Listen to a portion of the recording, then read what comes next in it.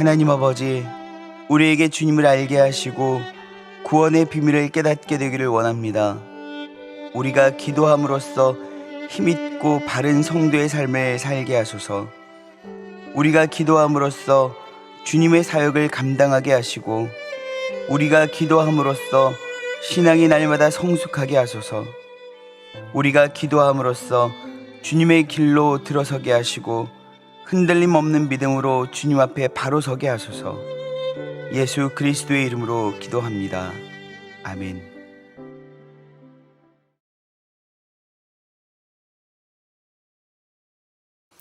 찬송가 384장 찬송하시겠습니다.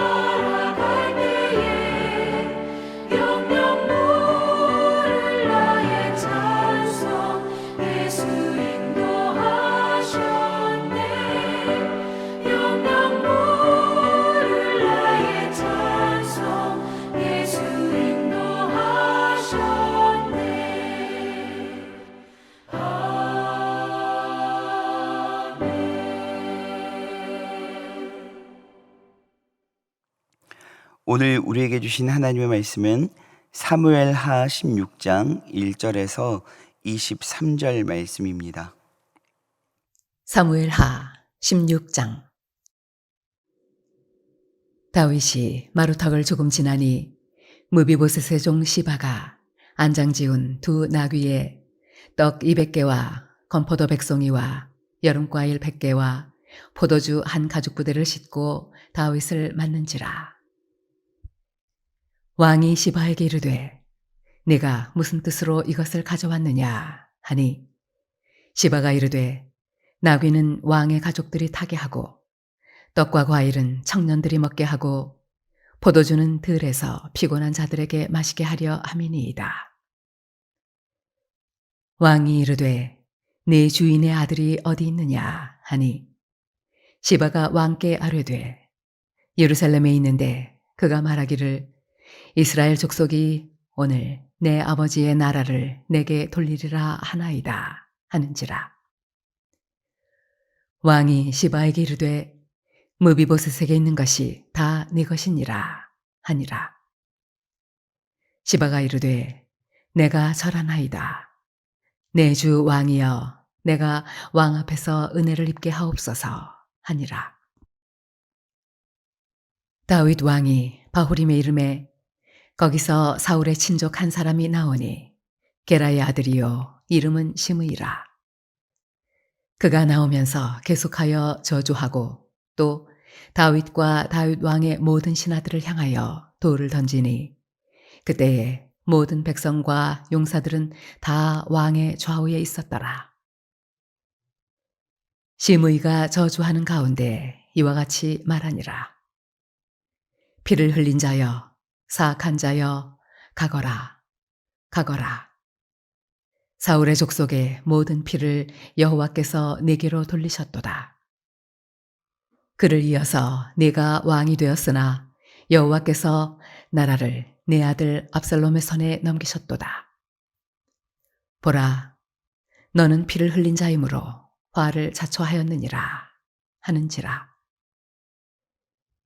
스루야의 아들 아비새가 왕께 여쭈아오되 이 죽은 개가 어찌 내 주 왕을 저주하리이까? 청하건대 내가 건너가서 그의 머리를 베게 하소서 하니 왕이 이르되 스루야의 아들들아 내가 너희와 무슨 상관이 있느냐? 그가 저주하는 것은 여호와께서 그에게 다윗을 저주하라 하심이니 네가 어찌 그리하였느냐 할 자가 누구겠느냐 하고 또 다윗이 아비새와 모든 신하들에게 이르되 내 몸에서 난 아들도 내 생명을 해하려 하거든 하물며 이 베냐민 사람이랴. 여호와께서 그에게 명령하신 것이니 그가 저주하게 버려두라. 혹시 여호와께서 나의 원통함을 감찰하시리니 오늘 그 저주 때문에 여호와께서 선으로 내게 갚아주시리라 하고 다윗과 그의 추종자들이 길을 갈 때에 시므이는 산비탈로 따라가면서 저주하고 그를 향하여 돌을 던지며 먼지를 날리더라. 왕과 그와 함께 있는 백성들이 다 피곤하여 한 곳에 이르러 거기서 쉬니라. 압살롬과 모든 이스라엘 백성들이 예루살렘에 이르고 아히도벨도 그와 함께 이른지라. 다윗의 친구 아렉사람 후세가 압살롬에게 나아갈 때 그에게 말하기를 왕이여 만세 왕이여 만세 하니 압살롬이 후세에게 이르되 이것이 네가 친구를 후대하는 것이냐? 내가 어찌하여 네 친구와 함께 가지 아니하였느냐? 하니 후세가 압살롬에게 이르되 그렇지 아니하니이다. 내가 여호와와 이 백성 모든 이스라엘의 택한 자에게 속하여 그와 함께 있을 것이니이다. 또 내가 이제 누구를 섬기리이까? 그의 아들이 아니니이까? 내가 전에 왕의 아버지를 섬긴 것 같이 왕을 섬기리이다 하니라. 압살롬이 아히도벨에게 이르되 너는 어떻게 행할 계략을 우리에게 가르치라 하니 아히도벨이 압살롬에게 이르되 왕의 아버지가 남겨두어 왕궁을 지키게 한 후궁들과 더불어 동침하소서. 그리하면 왕께서 왕의 아버지가 미워하는 바 됨을 온 이스라엘이 들으리니 왕과 함께 있는 모든 사람의 힘이 더욱 강하여지리이다 하니라.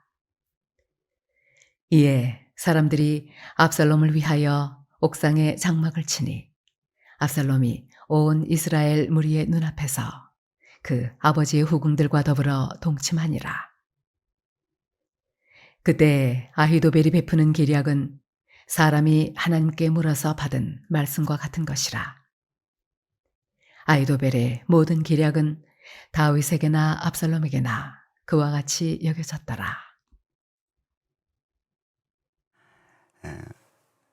아들 압살롬은 그렇게 자신의 세력을 계속적으로 넓혀갔습니다. 그리고 조직적으로 계획했던 것들을 움직이기 시작했고, 결국 다윗은, 압살롬은 쿠데타에 성공하고 다윗은 아들로부터 쫓겨나 왕궁에서 나오게 되었더라는 것이죠. 그런데 여러분 생각해 보면 이 다윗을 현재는 왕으로서가 아니라 아버지의 모습으로 바라본다면 충분히 다윗을 또한 이해할 수도 있을 것 같습니다. 뿐만 아니라 오늘 다윗의 모습을 보면 다윗이 그동안 침묵했던 것은 자신의 죄에 대한 결과물로서 하나님께서 지금의 이 모든 상황들을 하나님의 심판으로 받아들이고 있다라고 바라볼 수 있습니다.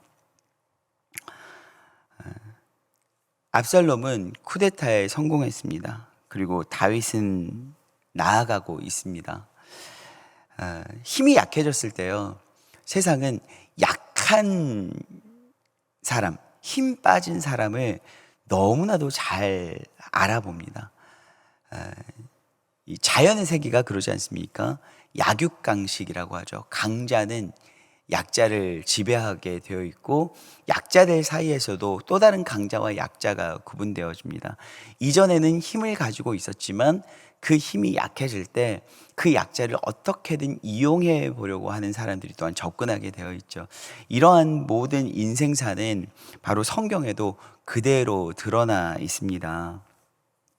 오늘 보시면 요나단, 다윗의 절친이었던 요나단의 요나단의 아들이었던 무비보셋 알지 않습니까? 이 무비보셋을 시중 들던 시바가 갑작스럽게 등장합니다. 그리고 지금 성에서 막 빠져나와서 도망치고 있는 다윗 앞에 서게 되어지는데, 이 시바가 다윗에게 하는 말들을 들어보면 굉장히 다윗을 지지하는 세력인 것처럼 보여집니다. 1절입니다. 다윗이 마루턱을 조금 지나니 무비보셋의 종 시바가 안장 지은 두 나귀에게 떡 200개와 건포도 100송이와 여름과일 100개와 포도주 한 가죽 부대를 싣고 다윗을 맞는지라. 지금 갑작스럽게 등장한 이 시바가 도망하고 있는 다윗에게 정말 필요할 것 같은 이 자원을 구해가지고 와서 온 것입니다. 안장을 지은 나귀와 또한 떡 200개와 건포도 100송이와 여름과일 100개와 포도주 한 가죽 부대. 지금 아무것도 없이 도망 나오느라 바빴을 것인데 이게 얼마나 많은 도움이 되었겠습니까? 그리고 그 도움을 주는 사람이 얼마나 고맙겠습니까? 분명히 다윗의 생각에는 이 시바는 무조건 내 편이다, 나를 지지해주는 사람이고 나의 서포터즈다라고 생각할 수 있었을 것입니다. 그러나 그럼에도 불구하고 이 상황 가운데 찾아와야 한다면 오히려 종이니까 주인이었던 무비보셋과 함께 왔을 것인데 무비보셋은 결코 보이지 않더라는 것이죠. 이것을 이상하게 생각한 다윗이 묻습니다. 왕이 시바에게 이르되 내가 무슨 뜻으로 이것을 가져왔느냐 하니, 시바가 이르되 나귀는 왕의 가족들이 타게 하고 떡과 과일은 청년들이 먹게 하고 포도주는 들에서 피곤한 자들에게 마시게 하려 함이니이다. 아주 좋은 뜻으로 이것들이 이렇게 사용되어지길 원합니다라고 해서 아주 깊은 생각 가운데 나온 결과물들처럼 이야기합니다. 그런데 그럼에도 불구하고 다윗은 이상합니다. 다윗은 수많은 사람들을 만났었고 수많은 상황들을 돌파하면서 이 왕의 자리에 오른 사람이기 때문에 단순히 자신에게 환대를 베푼다고 해서 이것들을 무조건적으로 수용하는 사람은 아니었죠. 왕이 이르되 내 주인의 아들이 어디 있느냐 하니, 시바가 왕께 이르되 예루살렘에 있는데 그가 말하기를 이스라엘 족속이 오늘 내 아버지의 나라를 내게 돌리리라 하나이다 하는지라. 여러분 어떻습니까? 왕이 이르되 내 주인의 아들이 어디 있느냐 하니, 무비보셋이 지금 어디 있느냐라는 것이죠. 그런데 그도 그럴 것이, 무비보셋은 사울이 죽고 또한 요나단이 죽고 다윗의 세력들이 이제 왕정을 장악하게 되었을 때 도망가다가 떨어져서 아기 때 이 다리가 장애를 입게 됩니다. 그래서 움직일 수도 없죠. 누군가의 도움이 없으면 오도가도 할 수 없는 그런 신세가 되었습니다. 그래서 그런 어려움이 있었던 것을 잘 알고 있는 다윗이기도 했고, 그러면 그렇기 때문에 이제 시바가 이렇게 이야기하는 것이죠. 시바가 무비보셋이 올 수 없는 상황을 이야기하면서 예루살렘에 있는데 그가 말하기를, 무비보셋이 말하기를, 이스라엘 족속이 오늘 내 아버지의 나라를, 그러니까 요나단의 나라, 곧 사울의 왕가를 이야기하는 거죠. 다시 내게 돌리리라. 그러니까 무비보셋이 오지 않았던 것은 그가 비록 장애를 가지고 있으나 자신이 지금 처한 곳에서 다시 한번 왕권으로의 복귀를 꾀하고 있다라는 것입니다. 그렇게 마치 무비보셋이 꾀하고 있는 또 다른 영모에 대한 정보를 다윗의 편에서 이야기해 주는 것처럼 시바가 이야기를 하고 있죠. 여러분, 지금 다윗의 상황이 어떻습니까? 다윗의 상황은요, 아들이 쿠데타를 일으켜서 도망가고 있는 상황입니다. 지금 그 누구도 쉽게 의지할 수 없고 쉽게 그 말을 믿을 수 없는 상태이기도 하고 자신이 약해질 대로 약해져 있는 상황입니다. 이때에 또 다른 영모가 꾸며지고 있다는 이야기를 들었을 때 다윗은 정말 마음이 천갈래 만갈래 무너지는 상황이었을 것입니다. 그리고 그도 그럴 것이, 내가 이렇게 힘이 빠지고 약해졌으니, 왕궁에서 나와서 도망가고 있는 신세가 되었으니 내 아들도 쿠데타를 일으켜서 지금 나를 죽이려고 하고 있는 이 입장에서 무비보셋이 늘 안 그러겠느냐라는 생각을 하고 있었겠죠. 왜냐하면 사울의 일가를 정리하면서 다윗은 엄청난 피를 흘렸기 때문입니다. 또한 이런 다윗에게 사울 왕가의 사람이었던 시므이가 와서 엄청나게 공격을 하기 시작합니다. 계속 저주를 합니다. 뭐라고 이야기하냐면 7절입니다. 시므이가 저주하는 가운데 이와 같이 말하니라. 피를 흘린 자여, 사약한 자여, 가거라. 사울의 모든 족속 피를 여호와께서 내게로 돌리셨도다. 그를 위하여 내가 왕이 되었으나 여호와께서 나라를 내 아들 압살롬의 손에 넘기셨도다. 보라, 너는 피를 흘린 자이므로 화를 자초하였는지라 하는지라. 네, 시므이가 없는 말을 하는 것이 아니라 역사적으로 다윗의 삶 가운데 실제로 있었던 이야기들을 계속적으로 언급하면서 그를 저주하고 있다는 것입니다. 피를 흘린 자여라고 이야기하고 있는 것이죠. 다윗은 이 이야기를 들었을 때 어떤 생각이 들었을까요? 물론 다윗은 여전히 지금도 힘이 있는 자였습니다. 그는 군사를 대동하고 있는 자였습니다. 그와 함께 지금 예루살렘 성에서 나와서 다윗과 함께 움직이고 있는 군사가 수백 명이었다라는 것이죠. 다윗의 명령 하나면 여전히 실상 압살롬의 세력도 제압할 수 있고 이 무비보셋의 세력도 제압할 수가 있습니다. 그런데 이 시므이의 말이 다윗의 뼈를 때리고 있다라는 것이죠. 피를 흘린 자. 여러분, 다윗은요, 이 왕이 되기 위해서 수많은 사람들을 죽였습니다. 오죽하면 사울은 천천히 다윗은 만만이로다라고 했지 않겠습니까? 물론 대적의 피를 흘리기도 했지만 여러분, 결정적으로 다윗이 이 피를 이야기할 때 사울 왕가를 정리할 때 생겼던 그런 피 흘림도 있었겠지만 밧세바를 취할 때 우리아의 피를 흘렸던 것들을 생각하게 되었을 것입니다. 다윗은 흘리지 말았어야 될 사람의 피도 흘렸던 전적이 있고, 누군가가 너는 피를 흘린 자르다라고 이야기했을 때 그는 아무것도 할 수 없는 무기력함에 빠질 만큼 그는 죄책감에 시달리게 되었을 것입니다. 그러면서 자신에게 처해진 모든 상황들을 그는 어떻게 해석했을 것이냐면 무죄한 자의 피를 흘린 죄인에 대한 하나님의 심판이라고 생각했겠죠. 그래서 그런지 모르겠지만 10절 다윗은 이렇게 이야기합니다. 왕이 이르되 수리아의 아들들아, 내가 너희와 무슨 상관이 있느냐? 그가 저주하는 것은 여호와께서 그에게 다윗을 저주하라 하심이니 내가 어찌 그리하였느냐 할 자가 누구겠느냐 하고, 또 다윗이 아비새어 모든 신에게 이르되 내 몸에서 난 아들도 내 생명을 해하려 하거든 하물며 베냐민 사람이라 여호와께서 그에게 명령하신 것이 그가 저주하게 버려두라. 혹시 여호와께서 나의 원통함을 감찰하시리니 오늘 그 저주 때문에 여호와께서 선으로 내게 갚아 주시리라 하고, 다윗은 또다시 고난 중에 고난 속으로 들어가게 되었습니다. 지금 아들이 쿠데타를 일으켜서 도망가게 되었고, 또한 그 정보의 진실성은 알 수 없으나 자신이 굉장히 선대했었던 무비보셋이 또한 역모를 꾸미고 있다라고는 이야기를 들었습니다. 그리고 실제적으로 사울가의 사람이 와서 피 흘린 자신의 죄를 지적하고 있습니다. 그는 자신이 죄인이라는 것을 뼈저리게 깨닫고 있을 때, 그때에 여러분 회복은 시작되고 있습니다. 다윗은 비로소 하나님의 시선 안에서 자신의 삶을 돌아보게 되었다라는 것이죠. 그리고 하나님의 긍휼함이 없으면 자신은 그 어떤 것도 할 수 없다라는 것을 생각하게 됩니다. 사랑하는 여러분, 위기는 기회입니다. 내게 찾아온 절망은 다시금 소망으로 나아갈 기회입니다. 하나님의 시선 가운데 있읍시다. 하나님이 나를 어떻게 바라보고 있는지 다시 한번, 여러분들의 상황이 절망적이라면 하나님께 긍휼을 구합시다. 하나님, 나를 불쌍히 여겨주십시오. 우리 교회를 불쌍히 여겨주십시오. 한국 교회를 불쌍히 여겨주십시오. 하나님, 이 세대를 불쌍히 여겨주십시오. 하나님이 도우심이 있다면 우리는 그때부터 일어설 수 있습니다. 기도하시겠습니다. 사랑하는 하나님, 절망 가운데 있을 때 하나님을 보길 원합니다.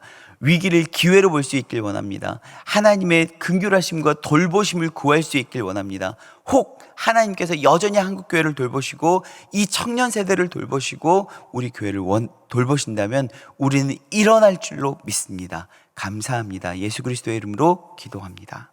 아멘.